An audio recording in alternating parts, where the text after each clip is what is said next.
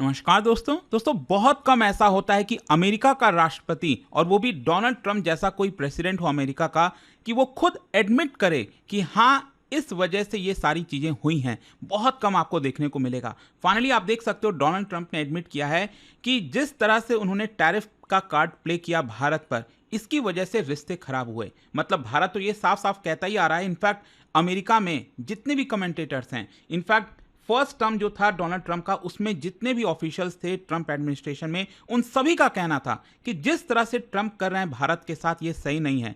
इतने वर्षों का जो रिश्ता बिल्ड किया गया है उसको अचानक से खत्म किया जा रहा है। और ये आप देख सकते हो खबर, Trump admits India tariffs not easy, says they cause rift with new Delhi. इसको थोड़ा सा डिटेल में समझने की जरूरत है कि एग्जैक्टली ट्रंप ने क्या कहा, लेकिन उसके बावजूद भी ध्यान रखिएगा अभी भी वो टैरिफ कम नहीं कर रहे हैं। इनफैक्ट यूरोपियन यूनियन को कुछ कहा जा रहा है, G7 को कुछ कहा जा रहा है। वो सारे कॉन्टेक्स्ट में मैं आपको बताऊंगा। चलिए आगे बढ़ते हैं, लेकिन उससे पहले आप सबको बता दूं, आप में से जो भी लोग यूपीएससी की तैयारी कर रहे हैं 2026, 27, 28 की कोई भी बैच आप लेना चाहते हो, 15 सितंबर को इन सभी के अंदर एडमिशन क्लोज हो जाएंगे। आपको यूज करना है code Ankit live, link comment section में दिया हुआ है, ताकि मैक्सिमम आपको डिस्काउंट मिले। कोई भी प्रॉब्लम है, दिक्कत है कोर्स से रिलेटेड, आप फोन नंबर पर कॉल कर सकते हैं। यहाँ पर जो टीम है वो आपको अच्छे से गाइड कर देगी। चलिए शुरुआत करते हैं। सबसे पहले देखते हैं कि एग्जैक्टली हुआ क्या। रिसेंटली डोनाल्ड ट्रंप ने एक इंटरव्यू के दौरान एडमिट किया कि 50% जो टैरिफ लगा है भारत के ऊपर, इसकी वजह से भारत के साथ जो रिश्ते हैं वो खराब हुए हैं। इनफैक्ट उन्होंने कहा कि ये जो डिसीजन था ना टैरिफ का, 50% टैरिफ लगाने का, ये इतना आसान नहीं था। और उन्होंने इस बात को एक्नॉलेज किया कि कहीं ना कहीं इसी की वजह से आपको ये प्रॉब्लम देखने को मिलेगी। ये आप देख सकते हो एग्जैक्टली जो उन्होंने बोला है। ट्रंप ने बेसिकली जो फॉक्स न्यूज के साथ इंटरव्यू है उसके दौरान बोला, look India was their biggest customer, I put a 50% tariff on India because they are buying oil from Russia. That's not an easy thing to do.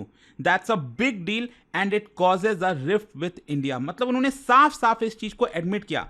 और इसीलिए मैं आपको कह रहा हूं कि ये इतना मायने इसीलिए रखता है कि ट्रंप रेयरली किसी चीज को पब्लिकली कंसीड करते हैं, मानते हैं। क्योंकि ये बात सब लोग कह रहे थे लेकिन ट्रंप मानने के लिए तैयार नहीं थे। ट्रंप का कहना था कि नहीं, बाकी सारी चीजें अलग हैं, यहां पर ट्रंप की जो फॉरेन पॉलिसी है, अमेरिका की जो फॉरेन पॉलिसी है, वो माननी पड़ेगी भारत को। आप सब जानते हैं भारत ने नहीं माना। जहां तक बैकग्राउंड का सवाल है, आप सब जानते ही होंगे इसके बारे में कि पहले तो डोनाल्ड ट्रंप ने 7 अगस्त को 25% टैरिफ लगाया, फिर 27 अगस्त को 25% और टैरिफ लगा दिया, ये कहकर कि भारत जो है डिस्काउंटेड रशियन ऑयल खरीद रहा है, जिसकी वजह से वॉशिंगटन जो सैंक्शंस वगैरह लगाता है यहां पर रशिया के ऊपर, वो अंडरमाइन हो रहा है। और ट्रंप एडमिनिस्ट्रेशन बेसिकली एक जियोपॉलिटिकल टूल की तरह इस्तेमाल कर रही थी टैरिफ को, ताकि भारत पर प्रेशर बनाया जा सके और फॉरेन पॉलिसी जो है अमेरिका की, उसके साथ भारत अलाइन हो जाए। लेकिन शायद ट्रंप भारत को अच्छे से समझ नहीं पाए और भारत का रिएक्शन यही था। भारत ने तो साफ साफ कह दिया कि ये अनफेयर है, अनजस्टिफाइड और अनरीजनेबल है। यहां पर भारत ने साफ साफ ये कहा कि हम नेशनल एनर्जी सिक्योरिटी नीड के तहत रशिया से ऑयल खरीद रहे हैं, जो हमें सस्ते में ऑयल देगा हम उसको उससे खरीद रहे हैं। और एक प्रकार से यहां पर यह भी भारत ने प्रूफ किया, दिखाया कि कैसे ऑलरेडी अमेरिका रशिया के साथ ट्रेड कर रहा है, यूरोप रशिया के साथ ट्रेड कर रहा है। इनडायरेक्टली रशिया का जो ऑयल है वो यूरोप भी पहुंच रहा है। क्योंकि मान लो, ये बात तो आप सब जानते हैं कि भारत अगर रशिया से ऑयल खरीद रहा है और उसको रिफाइन कर रहा है पेट्रोल और डीजल में, और वो हम अगर एक्सपोर्ट कर रहे हैं और यूरोप बड़े खुशी से खरीद रहा है, तो इसका मतलब यूरोप को ये बात पता है साफ साफ, अमेरिका को ये बात पता थी। इनफैक्ट जब बाइडेन एडमिनिस्ट्रेशन थी, उन्होंने एक तरह से पुश किया भारत को कि आप प्लीज रशिया से ऑयल खरीदिए, नहीं तो सप्लाई कंस्ट्रेंट हो जाएगा। आप यहां पर ऑयल अचानक से आएगा कहां से, जिसकी वजह से जो क्रूड ऑयल के प्राइसेस हैं वो शूट अप कर सकते हैं, जो कि अगेन अमेरिकन इकोनॉमी के लिए भी अच्छे नहीं है। तो ये बाइडेन एडमिनिस्ट्रेशन का कहना था। लेकिन ट्रंप तो आप सब जानते ही हो, उनको तो कुछ फर्क नहीं पड़ता कि अमेरिका का पहले इतिहास क्या रहा है, अमेरिका की पॉलिसी कैसे चलती आ रही है, वो तो बस अपनी मनमानी करना चाहते हैं। तो भारत के ऑफिशियल्स ने यहां पर हिंट कर दिया कि ये जो यूनिलैटरल ट्रेड मेजर्स है, इसकी वजह से यहां पर दोनों देश के बीच में जो ट्रस्ट है वो यहां पर खत्म होता जा रहा है। और इसका इंपैक्ट भी आपको देखने को मिलेगा। मतलब ट्रेड रिलेशंस अगर आप देखोगे तो भारत एक इमर्जिंग मार्केट था यूएस कंपनीज के लिए, चाहे टेक हो, एग्रीकल्चर हो, एनर्जी हो। लेकिन टैरिफ बढ़ने की वजह से भारत के जो एक्सपोर्टर्स हैं टेक्सटाइल में, स्टील में, केमिकल्स में, इलेक्ट्रॉनिक्स में, वहां पर उनको नुकसान हो रहा था। और इंडियन इंडस्ट्रीज भी कह रही थी कि अगर ट्रंप टैरिफ लगा रहे हैं तो हमें भी टैरिफ लगाना चाहिए। लेकिन कहीं ना कहीं मोदी एडमिनिस्ट्रेशन का यह मानना था कि हमें यहां पर एस्केलेशन नहीं करना है। ट्रंप को जो करना है करने दो, हमें बैक चैनल के थ्रू जो भी करना है, प्रयास करना है वो करेंगे। और आपने देखा कि कितना स्मार्टली प्ले किया गया भारत के द्वारा भी। एससीओ के समिट में चले गए पीएम मोदी, जो कि नहीं जाने वाले थे। शायद ही कोई एक्सपेक्ट कर रहा था कि अचानक से भारत और चाइना के रिलेशंस इंप्रूव होंगे और पीएम मोदी चाइना चले जाएंगे गलवान वैली इंसिडेंट के बाद। किसी ने सोचा नहीं था, लेकिन ये सारी चीजें हुई। और यही होता है जियोपॉलिटिक्स में, आप अपने देश के इंटरेस्ट को देखते हो, और इसका डिप्लोमेटिक स्ट्रेन भी आपको देखने को मिला। यूएस इंडिया रिलेशंस आप सब जानते हैं कई डोमेन में काम कर रहा था। क्वाड हो गया, इंडो पैसिफिक हो गया, डिफेंस परचेज हम कर रहे थे। ये सारी चीजें कहीं ना कहीं यहां पर प्रॉब्लम्स में आ रही हैं। एक प्रकार से जो नेचुरल पार्टनरशिप कहा जा रहा था भारत और अमेरिका के बीच में, वो यहां पर संकट में आ रहा था। तो यहां पर अब क्वेश्चन ये है कि भारत क्या कर रहा है। देखो, भारत यहां पर अपने ट्रेड पार्टनर्स को डाइवर्सिफाई कर रहा है। European union, middle east, Asian, सभी देशों के साथ हम और ज्यादा एंगेज करना चाहते हैं। और साथ ही साथ ऐसा नहीं है कि हम अमेरिका के साथ बातचीत नहीं करेंगे। जो भी ट्रेड टॉक्स हैं वो अमेरिका के साथ चलता रहेगा। लेकिन हाँ, भारत यहां पर कोई ऐसा जल्दबाजी में कदम नहीं उठाएगा। पीएम नरेंद्र मोदी जी ने यहां पर कहा कि हम भारत जो है कॉम्प्रोमाइज नहीं करने वाला अपने एनर्जी नीड्स पे, लेकिन साथ ही साथ हम जो है यूएस के साथ भी बेटर रिलेशंस बनाकर चलना चाहते हैं। तो ट्रंप का बेसिकली देखो क्या पोजीशन है। ट्रंप एडमिनिस्ट्रेशन ने ये जो बयान दिया है, बेसिकली कल ट्रंप के द्वारा ये जो साफ साफ बोला गया कि टैरिफ की वजह से यहां पर रिलेशंस खराब हुए भारत के साथ, तो कहीं ना कहीं वो ऑप्टिमिज्म दिखा रहे हैं कि हाँ, ट्रेड डिस्प्यूट भले ही है यहां पर, लेकिन वो उसको सुलझाना चाहते हैं, रिजॉल्व करना चाहते हैं। क्योंकि कहीं ना कहीं ट्रंप को ये बात समझ में आ गई होगी, जितने सारे उनके एडवाइजर्स होंगे, जिन्होंने भी होंगे, उन्होंने कहीं ना कहीं ये चीज कन्वे किया ही होगा ट्रंप को कि देखिए, इतना ज्यादा हम भारत के अगेंस्ट नहीं जा सकते हैं, अदरवाइज ये अमेरिका के लिए ही नुकसान होने वाला है। क्योंकि अमेरिका का मेन जो एक एनिमी कह लीजिए या फिर जो कंपटीशन है वो चाइना के साथ है। और भारत भी अगर चाइना की तरफ चला गया तो ये कहीं ना कहीं आप समझ सकते हो कि एक दूसरी एक बड़ी शक्ति यहां पर खड़ी हो सकती थी। तो इसीलिए अगर आप देखोगे तो एक डुअल अप्रोच आपको देखने को मिलेगा।